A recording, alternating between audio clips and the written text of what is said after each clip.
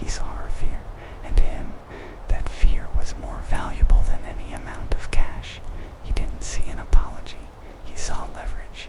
The debt was no longer about the money. It was about his pride, his face. He coolly rejected her payment and declared that her debt had now ballooned with interest. She now owed him a new, impossible sum when she predictably couldn't pay. Her fate was sealed on March 17th, 1999. Just stories above the street. And this is where the story takes its first deeply surreal turn in the apartment. The stage for the coming atrocities was filled with the iconography of childhood innocence. Hello Kitty was everywhere on the curtains, the bedsheets, the kitchen, utensils, the cloying sweetness of the characters blank.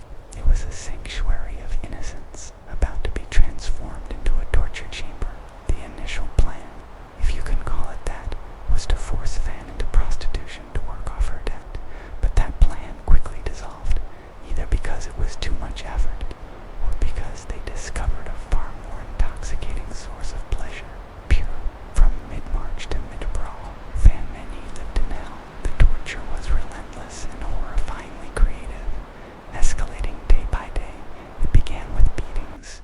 The men would use metal pipes and wooden planks, striking her repeatedly, methodically breaking her bones. But simple violence quickly became boring to them. They sought new ways to inflict pain, new ways to entertain themselves. They would melt plastic drinking straws with lighters, letting the hot, molten plastic drip onto her skin, especially the sensitive soles of her feet, searing her flesh and filling the air with a toxic smell. They would take turns pouring chili oil into her open wounds and directly into her eyes, delighting in her agonized screams. The psychological torment was perhaps even more insidious than the physical. They devised a cruel, twisted game. She had to smile while they brutalized her. She was forced to maintain a smile, even to laugh, if she cried, if her facade broke, if she showed any sign of the unbearable pain she was in. The beatings would intensify. It wasn't enough for them to hear her scream. They needed to see her spirit break. They needed to see her smile while they destroyed her. They were not just destroying her body, they were methodically annihilating her soul. When they grew tired of standing, they would hang her from the ceiling with electrical wire for hours at a time, sometimes overnight, using her suspended, helpless body like a human punching bag. They degraded her in the most profound ways imaginable, forcing her to consume their own urine and feces. They rubbed salt and spices into her wounds, ensuring that every moment was one of fresh agony. Throughout this ordeal, a chilling domesticity persisted. Her captors would take breaks from the torture to play video games and use crystal meth in the next room. The sounds of their digital entertainment, the clicks, the beeps, the shouts of triumph would mingle with her muffled sobs of suffering. Awful. The 13-year-old girl became an enthusiastic participant. She wasn't just a bystander. She reportedly invented her own methods of torture, fully embracing the depravity surrounding her. The line between captor and captive, abuser and abused, blurred into a sickening tableau of human cruelty, where a child's laughter could accompany a woman's torment by mid-April. Van Meny's body gave out after a month of starvation, infection, and relentless trauma.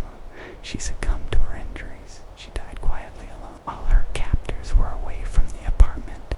When they returned and found her lifeless body, their primary emotion wasn't remorse. It was annoyance. It was panic. Their toy was broken. Their secret had become a liability. They now had a logistical problem to solve. How to get rid of a body. Their solution was as methodical as it was monstrous. They carried her body to the bathtub and, using a saw and kitchen knives, dismembered her to prevent the inevitable smell of decomposition from alerting neighbors. They made a decision that would forever cement this case in the annals of crime. They decided to boil the body parts, and here the story reaches its absolute nadir of depravity. A detail so vile it feels like it belongs in fiction, as they boiled Van's remains in a large metal pot on the stove. They simultaneously cooked instant noodles in another pot right beside it. Imagine the steam from two pots mingling in the small kitchen, one carrying the aroma of cheap broth and spices, the other carrying a smell so foul, so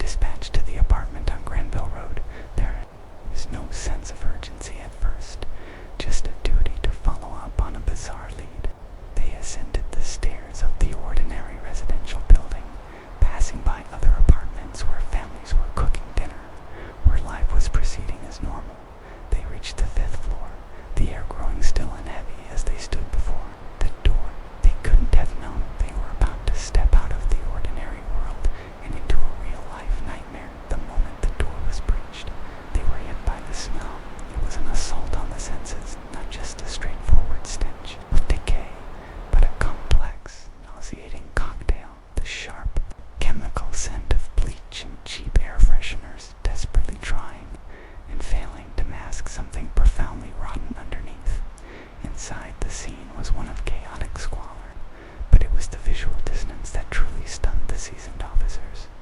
The apartment was a shrine to Hello Kitty. The character's cheerful, mouthless face stared back at them from curtains, from bedsheets, from posters on the wall.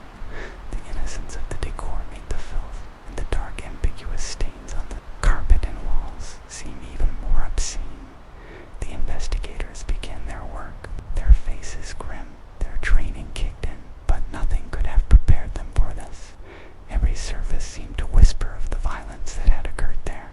They documented the scene, their professional detachment, a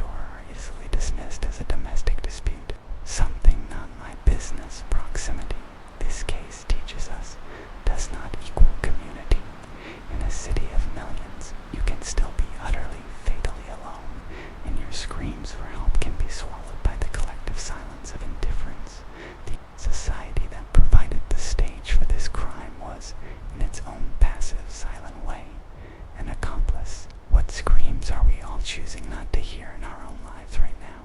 Just as society failed to notice, it had also long failed the victim to understand Fanyani. We must see her not as a collection of poor choices, but as a person navigating a life of systemic failures. This is the anatomy of vulnerability. Her story begins with the failure of the most fundamental unit, the family. Abandoned at birth, she was raised by the state, a product of an orphanage system that, while providing shelter, could never replace the foundational support and love